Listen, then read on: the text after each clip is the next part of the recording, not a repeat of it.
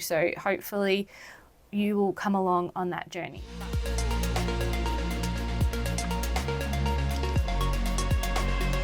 Guys, welcome to the Writing Apothecary Podcast and to our first sort of video experience. I am Mandi Kontos and I am a urban fantasy author based in Melbourne, Victoria, and I'm also a writing mindset coach, which essentially means I basically work with writers to help bring their manuscripts to life. And this happens through essentially coaching them, helping them with pain points, plot points, sticky moments in a book. And I help guide them gently and essentially call them out on their bullshit to get the book finished. So that's kind of what I do. I also have 3 degrees under my belt. I have a Bachelor of Arts where I majored in creative writing and women's studies. And I then also have a Bachelor of Writing Publishing and a Master's in creative writing. This kind of helps build a lot of my coaching foundation. I can pick apart stories. I can see sort of through the gaps of things. And a lot of it is also intuition based. So it's kind of chatting to the authors and working through their plot points and just giving them ideas on where things can go. It's also a mindset thing where it's helping them look through their inner editors and work through that sticky feeling of not feeling enough, of not doing enough, of essentially making yourself smaller than what you actually are. As well as this, I am also a buying assistant for a well-known company. I do that as my 9 to 5, and this is like my 5 to 9, there and whatnot. But that's kind of the background of who I am.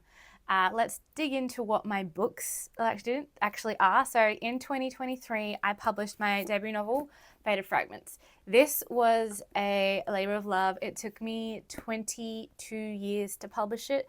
And this is because I was doing all of the study, I was moving states, I was doing a lot of stuff where I was getting in my own head. So a lot of my writing mindset coaching stuff is also stuff that's from me.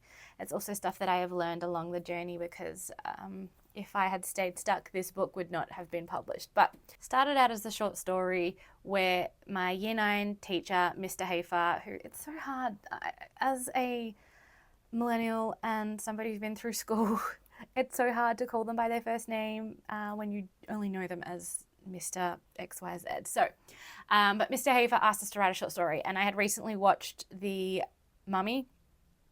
So it's kind of like that was a bit of inspiration, but I wrote a story about 3 best friends who found a book and awakened a mummy. That was literally it. I had no idea that it would then become a dual POV story. It would be a part of a bigger thing than what it was. It was only ever supposed to be 1 book.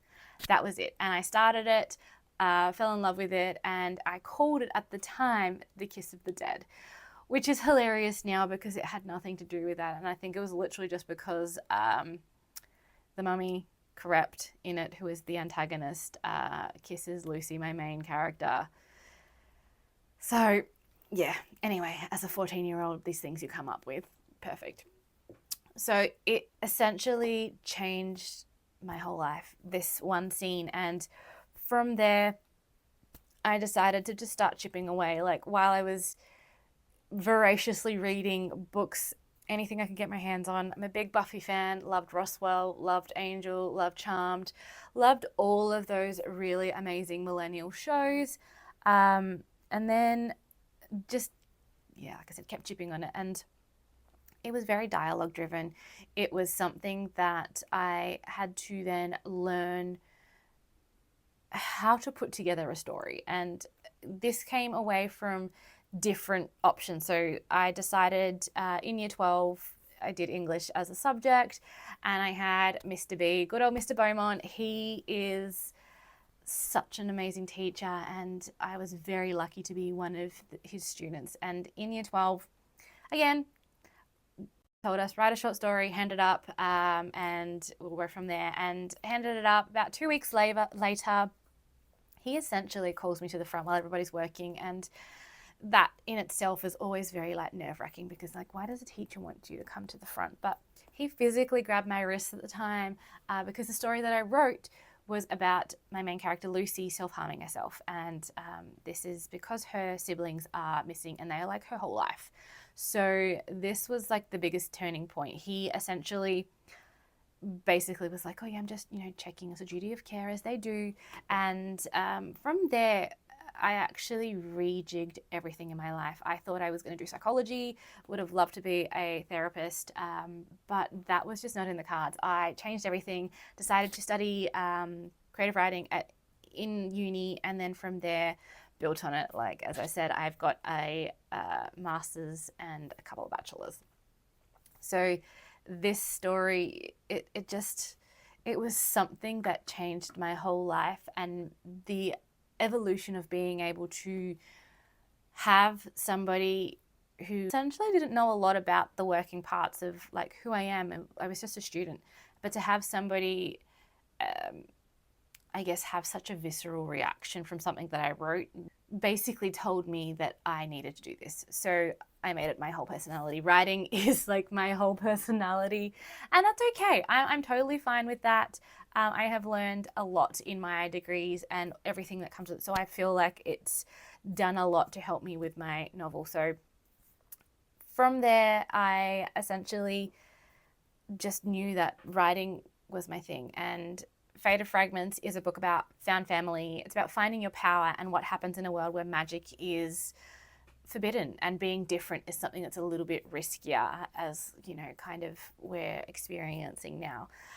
Book 2, which I brought out in 2025, is Fractured Pieces. It's set 2.5 years after Faded Fragments, and it is a book that I wrote 10 years prior to releasing it. It was the first thing I wrote after my dad passed away, and it helped me through a lot of the physical blocks of what writer's block really was. And I don't, and still to this day, do not actually believe that writer's block is something that is mental. It's a whole body thing. So it's a physical thing. It's it's everything. So writer's block is such a huge thing, and I see it quite differently to how people kind of use it. They tend to just throw it around, which is totally fine.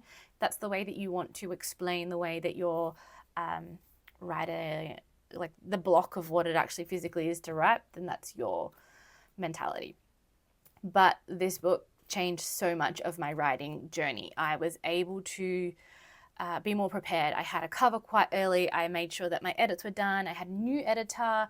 I ensured that there was plenty of time for a book launch so that I can get my books on time, which still was very stressful. I had to make sure that the books got here because I needed that. So there were lots of bits and pieces, but this brings me to right now and where I am with this journey. So the books, it's a 6-part series, so it's a hexology, and I have done them all in first draft. They are all done ready on my computer, and all I have to do now is essentially rewrite them.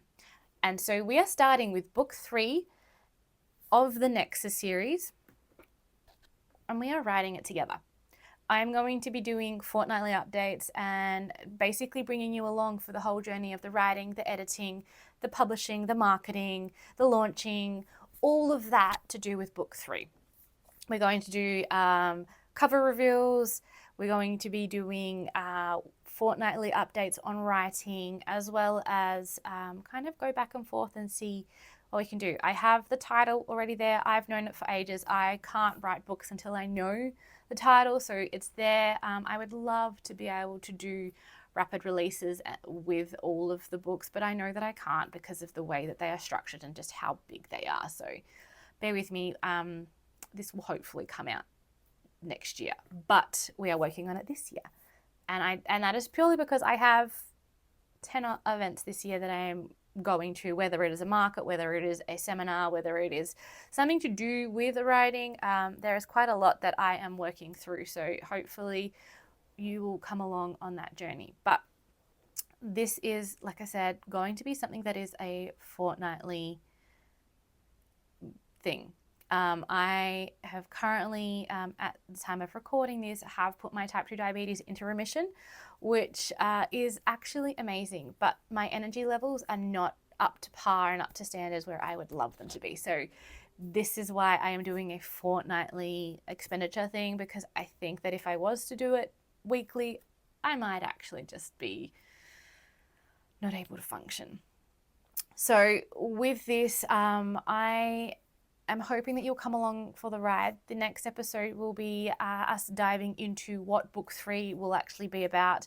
And the hardest thing about talking about this is to try and figure out how much I can give you and how many of the spoilers I need to hold back. Because I know essentially the whole book. I have written it already. I have done it all. I just need to put it into practice now and actually have a point of difference to see where it goes. So hopefully you have stuck around and you'll come around. I'm still very new at this. I'm trying to figure out how to do this the best way. I have a microphone. I have a little microphone. So I'm trying to figure out the actual ability to do this. And I think that my camera has just frozen on me, which is fabulous. Future Mandi here, and I forgot to sign off. So hopefully that's enough for you to come back in the next fortnight.